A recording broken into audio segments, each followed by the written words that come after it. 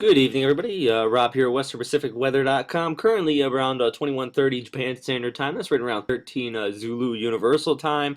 Currently watching two systems out here in the Westpac right now. We have the remnants of 12 Whiskey moving over land in China. That system's not over by a long shot, though. Still a lot of convection and rainfall, and even tropical storm force winds are being reported over Taiwan, or excuse me, China in here. And also we have the newest storm, 13 Whiskey, just north of Saipan, moving to the northwest. Not expecting very much impact out of this system. Basically, this long period swells putting some waves up along the mainland islands over here. It's expected to cross near Iwoto in that region before turning off to the northeast. But right now, we're going to look at 12 Whiskey here, Fanapi, making landfall over China currently. Okay, now looking at multi-sensory images here of Fanapi. Basically, still showing some good inflow and outflow with the system. Still has the ridge aloft, which is really allowing for a good exhaust in the upper levels. The big thing right now, though, is land interaction with China. Is having some reporting of flooding as well, but basically still have tropical storm force winds located just to the northeast of Hong Kong here, over Virginia. I believe that's how you pronounce it. Also seeing basically a good inflow with this system with the most of the moisture located over the East China Sea, or excuse me, South China Sea, everybody. As this overall system starts to move off to the west, though, you're going to see the lack of that inflow of moisture due to the land interaction here over the next 12 to 24 hours. And here showing the radar from the Hong Kong Observatory. Basically still showing some rain bands forming. Tropical storm is located approximately 100 nautical miles to the north at this time. Current observations are showing tropical storm force winds at periods, basically gusting up higher than that at times. But overall, to have reports of widespread precipitation throughout the island of Hong Kong here.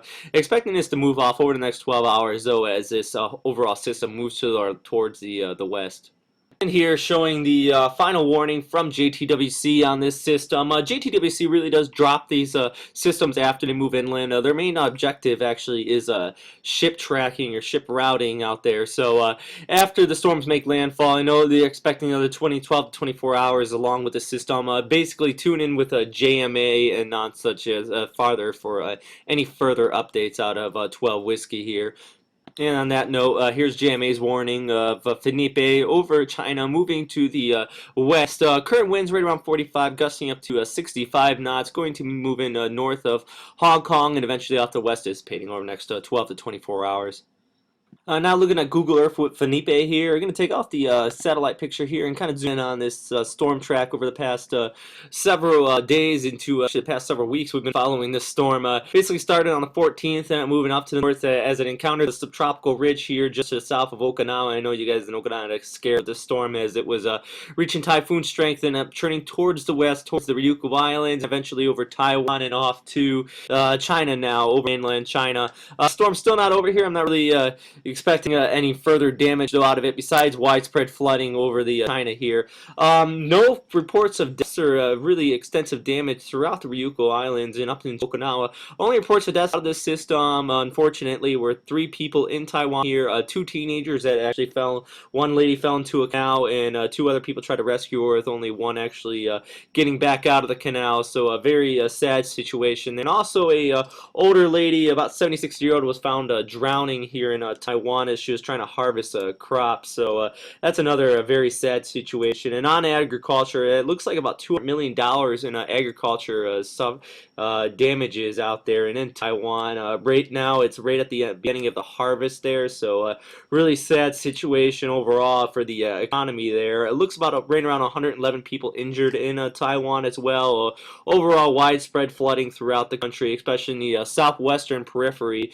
down in here. Overall, that's where the storm did most of the flooding and damage there. There's lots of damage throughout the rest, even up into Taipei and down Hualien, where storm made landfall. But as it tracked towards the southwest along the mountain range here, due to the friction with the mountains there, it did remain a lot longer time over Taiwan here, especially in the southern periphery, before moving out into the Taiwan Strait here and onto China. And we're going to move, actually zoom out here and move towards the east over towards Tropical Depression 13 whiskey we have out here, formed up just a few hours ago towards the north of Saipan. It is going to track to the northwest, and eventually towards the northeast as a trough comes out of Honshu and pick the system up, becoming an extratropical over the next 48 hours. Here, I'll show you on a streamline analysis. What I'm showing a streamline analysis here. If you ever watched my updates before, though, I'm not a big fan of relying mostly on models. We can all look at models and just see, but I'm a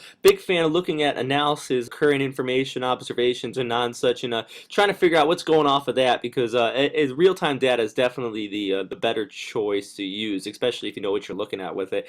Right now, looking at the background flow with this system, moving around the anticyclonic Westpac high rate in here, and also we have another anticyclonic here just located south of Kyushu. That's this southern island here in Japan, and then over Okinawa.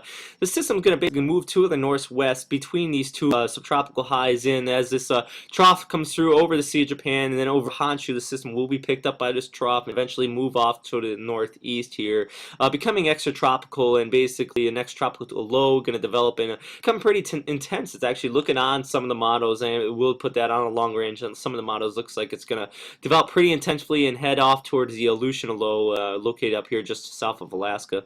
Now here's the 500 millibar analysis analyzed by CAMA. This is right around 25,000 feet in the upper level of the atmosphere, showing this tropical depression actually forming up this morning. This chart was made at 00Z, so that's right around 0900 Japan Standard Time, so about 12 hours old on this chart. It also showing this trough here over northern China at the time. At this time, though, it's over Sea of Japan, and as this works off towards the east, this will pick up the low and move it off to the northeast over the next 48 hours. So just another chart to show what we're talking about here.